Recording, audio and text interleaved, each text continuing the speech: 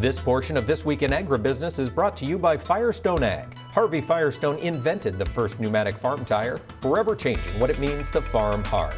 Visit firestoneag.com to learn more about this history and tire solutions for today. Welcome back. We're talking about the dairy market with Ben Laine of Terrain. And Ben, you talked about the supply situation here in the first segment. I'd like to bring the focus to demand, starting with one of the chief concerns I hear from dairy producers, which is the slowdown in U.S. milk fluid consumption. But we're still eating plenty of dairy.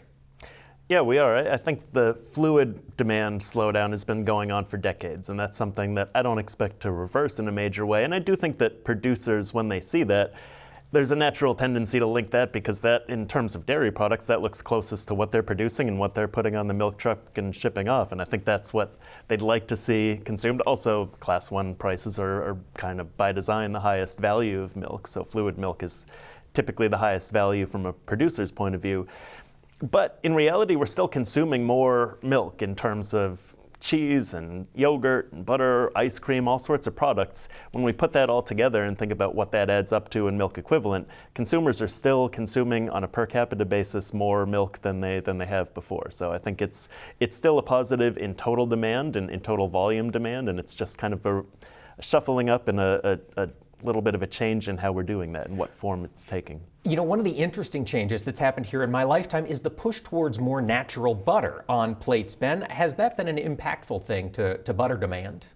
Yeah, that definitely helped. I think around 2014 we saw sort of a change in the way that consumers viewed the health benefits of butter. We saw it showing up on menus more. It was more highlighted, and I think that's continued to be a strong point for fat values especially, and it's really changed the product mix a bit, and it's been a big benefit for dairy. Has that demand stayed strong since that 2014 switch? Yeah, it has stayed strong. We've seen strong growth. I think it's not the same boost that we saw initially, but it is still helping fat values to maintain some premium over protein and other solids and things like that. So fat is still a valuable component here in the U.S., and it's a big driver of the way producers think about producing valuable milk. Well, and cheese, of course. If you talk about fat, are Americans still consuming a ton of cheese here? They are, a lot in the form of pizza, but all sorts of things. Cheese demand total is up. It continues to grow. It's been a real positive, and of course it takes about 10 pounds of milk to make 1 pound of cheese. So as long as people are consuming more cheese, I think that's a positive in terms of an outlet for milk in the market.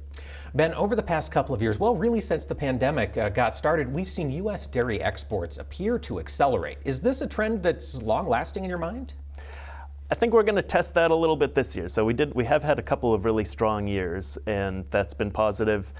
Setting records, and especially cheese has had a pretty good growth. I mean, we've historically looked at the export market as we kind of skim the cream for butter and we dry the skim milk for powder and put that out on the export market and see what happens. But in the last several years, we've gotten much better at developing high-value products and pushing things like whey proteins or cheese now increasingly on some of the export markets, and that's a good outlet for milk, and it's a higher value proposition. So I think it's a benefit for the dairy market. I think this year it's going to be a little bit of a challenge. We were at a discount to the global markets, our competitors like the EU and New Zealand, the last couple of years, which helped with us seeing some of that strong growth. Right now we're a little bit more in line, so we'll see if we can help carry some of that momentum into this year.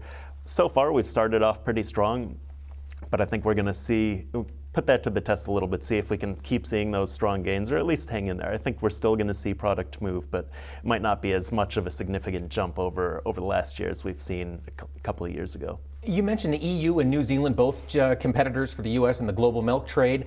Is their growth stopped with their environmental concerns going forward?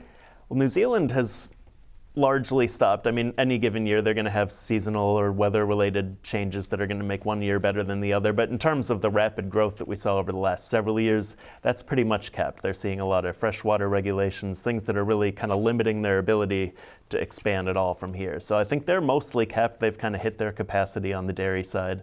They'll still be an important player, but they're not going to be a growing player like we had seen. The EU is going to slow down, but they're still always going to be a competitor. But it'll be an opportunity for the U.S. going forward. Opportunity for U.S. exports, maybe grab some of that market share. Ben Laine, Terrain, thanks for joining us this week. Thank you.